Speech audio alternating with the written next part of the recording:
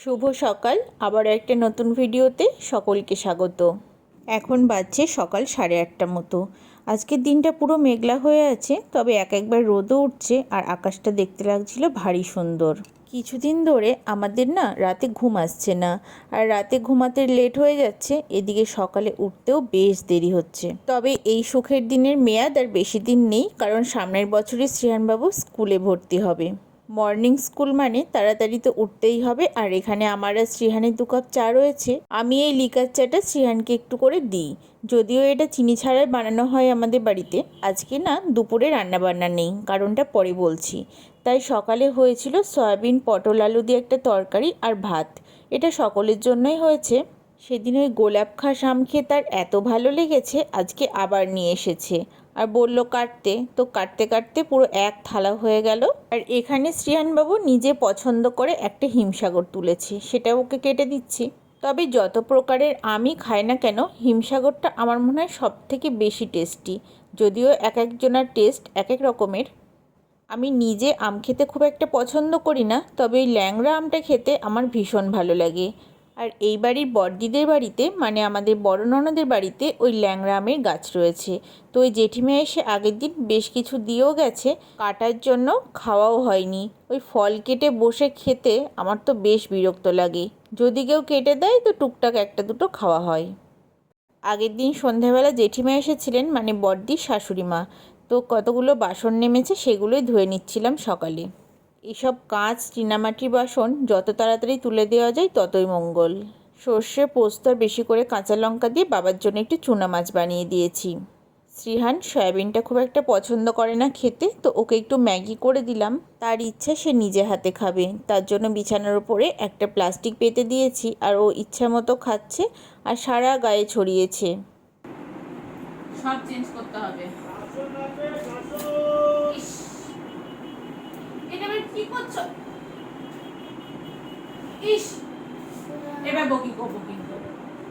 সরস্বতী ঠাকুরকে এই মালাটা পরিয়ে কি সুন্দর লাগছে দেখুন। এবার বলি কেন আমাদের আজকে রান্নাবান্না নেই। আমাদের বাড়ির সামনে ফ্ল্যাটে যে আন্টি থাকে, ওনার বাড়িতেই নারায়ণ পুজোর নিমন্ত্রণ আছে। ওখানেই যাব সবাই মিলে, আর বাবা বাড়িতে থাকবে। আসলে বাবা কোথাও সেভাবে যেতে চায় না, আর সেই জন্যই সকালে আমরা সবাই একটু একটু করে ভাত খেয়ে নিয়েছি। আর বাবার জন্য একটু তরকারি রেখে দিয়েছি, আর ওই চুনো মাছটা করেছি, ওটা দিয়ে বাবা দুপুরে ভাত খেয়ে নেবে। ও তো প্রথমে বলছিল যাবে না, তারপরে আমি জোর করাতে রাজি হলো। আমরা যেখানে আজ যাচ্ছি ওটা হচ্ছে আন্টির দিদির বাড়ি। আন্টি আমাদের বাড়ির সামনের ফ্ল্যাটে থাকেন, কিন্তু ওনারা থাকেন আরেকটু দূরে। ওনারা ওখানে মা মেয়ে দুজন থাকেন। আর ওনারা কিছুদিন আগে এই ফ্ল্যাটটা নিয়েছেন, তো অনেকবার যেতে বলে, সেভাবে সময় হয়ে ওঠে না যাওয়ার। মোটামুটি একটু রেডি হলাম, এবার শাড়িটা পরে একটু টুকটাক সাজগোজ করে নেব। ততক্ষণে আমি একটু বসে শ্রেয়ানকে ওষুধটা খাইয়ে নিই। ওর একটু ঠান্ডা লেগেছে, তো এই হোমিওপ্যাথি ওষুধটা ওকে খাওয়ালে ওর বেশ কমে যায় ঠান্ডাটা। খুব বাড়াবাড়ি না হলে আমি অ্যালোপ্যাথি ওষুধ ওকে খাওয়াই না। শ্রীহানের যখন 6 মাস বয়স, তখন আমি মাসির বাড়ি গেছিলাম, আর ওখানে গিয়েই ওর প্রচণ্ড ঠান্ডা লেগে গেছিলো, জ্বরও হয়েছিল। তো ওখান থেকে আমি তো আর কৃষ্ণনগর ডাক্তার দেখাতে আসতে পারছি না, তাই কাছাকাছি একটা হোমিওপ্যাথি ডাক্তারবাবু ছিলেন। ওখানকার যত বাচ্চারা বা বড়রা সবাই ওনার কাছে ওষুধ খান আর ভালোও হয়ে যায়। তো আমিও গেলাম। হঠাৎ দেখি শ্রীহানের ওনার ওষুধ ভীষণভাবে শ্যুট করে গেল। ভাগ্যক্রমে ওর বাবাইয়ের একটা বন্ধুর স্কুল হচ্ছে মাসিদের ওখানে, তো ওনাকে দিয়ে আমি ওষুধ আনিয়ে নিই। ডাক্তারবাবুকে ফোন করে সমস্ত সমস্যার কথা জানিয়ে দিই, উনি রেডি করে রাখেন, আর ওই দাদা গিয়ে এনে দেয়। এইভাবেই টুকটুক করে চলে যায়। আর যখন বাড়াবাড়ি হয় তখন অ্যালোপ্যাথি দেখিয়ে নিই কৃষ্ণনগরে। এই যে আমরা রেডি হয়ে চলেও এসেছি আন্টির ফ্ল্যাটে। তবে আমার না কোথাও গিয়ে ওই ফোন বের করে ভিডিও করতে ভীষণ লজ্জা করে। তবে যতটুকু পেরেছি টুকটুক করে একটু তুলেছি। আর ওখানে প্রচুর প্রসাদের ব্যবস্থা করা হয়েছিল। নারায়ণ পুজোর এই সিন্নিটা খেতে আমার বেশ ভালো লাগে। আর ফ্ল্যাটটা এত সুন্দর করে গোছানো আর খোলামেলা, ব্যালকনি দিয়ে যেদিকেই তাকাচ্ছি নবদ্বীপের সমস্ত মন্দিরের চূড়াগুলো সেখান থেকে লক্ষ্য করা যাচ্ছে, এমনকি ইস্কনেরটাও।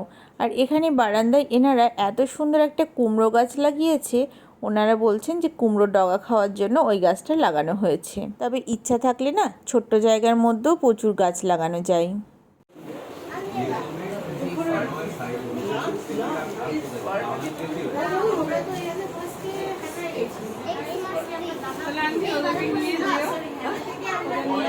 বাচ্চারা তো ওখানে গিয়ে একটা বন্ধুও পেয়ে গেছিলো। শ্রীহানবাবুদের যেখানেই লিফট দেখে সেখানে গিয়ে এক্সাইটেড হয়ে যায়। তো যেই উঠেছে লিফটে আর গুটিসুটি মেরে চুপ হয়ে গেছে। তবে ওনাদের সাথে কথা বলে এত ভালো লাগলো, আর ওনারা প্রত্যেকে ভীষণ আন্তরিক। আসার সময় প্রত্যেকের জন্য একটা করে প্যাকেট দিয়ে দিয়েছে, তবে খাওয়ার মতো পেটে আর জায়গা নেই, এত ফল প্রসাদ চিন্নি এসব খাওয়া হয়েছে। এই যে দেখুন কাণ্ড, কত দিয়েছে। একটা কৌটো খুলে সবাই মিলে একটু একটু করে খেলাম, আর বাকিটা ফ্রিজে তুলে দিলাম।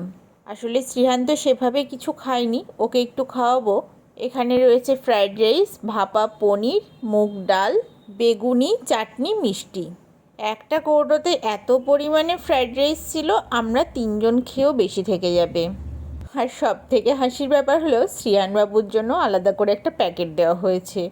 পরে আন্টি আবার ফোন করে বলেছে বাবার জন্য নাকি একটা প্যাকেট দিতে তারা ভুলে গেছে। তবে আমার সব থেকে না ভালো লেগেছে এই মুগ ডাল দিয়ে ফ্রাইড রাইস। যদিও আমি এটা প্রথমবার খেলাম, তবে এবার থেকে ফ্রাইড রাইস খেলে আমি ডাল দিয়েই খাবো। আর এই জামা কাপড়গুলো আমার 2 দিন ধরে শোকালো, সন্ধেবেলা ভাঁজ করতে হবে। ওয়েদারটাই এই রকম চলছে, একবার রোদ একবার বৃষ্টি, যেই মেলে দিচ্ছি আবার বৃষ্টি পড়ছে। আমি এদিকে সন্ধেবেলা বসেছি দই পাততে। এই কাজটা করতে গিয়ে আমি কনফিউজড হয়ে যাই কতটা দই দেব। যাই হোক আন্দাজ মতো দিলাম, তবে দইটা কিন্তু ভালো হয়েছিল। তবে এই দই থেকে কিছুটা আমি একটু মাথায় লাগাবো। অনেক দিন চুলের ওপরে কিছু করা হয় না, কোনো যত্নই নেওয়া হয় না। সন্ধেবেলায় শ্রেহানকে একটু চকলেট সিরাপ দিয়ে দুধ আর একটু পাউরুটি দিয়েছিলাম, ওটা খেলো। ও তো ফ্রাইড রাইস খায়নি, আর ওর বাবা এদিকে খাতা দেখছে। ওই খাবারগুলো আজকে ফ্রিজে তোলাই আছে। আজকে আর ওসব খেতে ইচ্ছা করছে না, কালকে সকালে একবারে বের করা হবে। রাতে হয়েছিল খিচুড়ি, আলু ভাজা আর ডিম সিদ্ধ করে ভেজে নেওয়া হয়। চামচে করে তোলো, একটু একটু করে তোলো। না বলো শরীরটা ভালো নেই, খাবো না, গ্যাস মতো হয়েছে। পনিরটা ভাপা ছিল তো, আমারও একটু হচ্ছিল, সন্ধ্যাবেলা ঠিক হয়ে গেছে।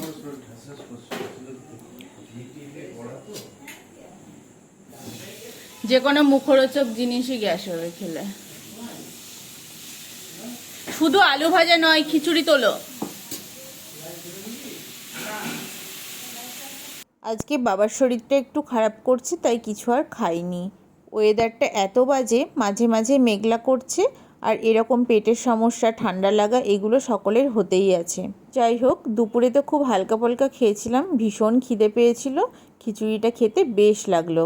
খাওয়া দাওয়া শেষ হতেই ঘরে এসে পড়েছি, আর সে তো আমার ওপর ঝাঁপিয়ে পড়েছে। এবার আমাদের একটু ওর সাথে খেলতে হবে। যাক, আমরাও কিছুক্ষণের মধ্যে ঘুমিয়ে পড়বো।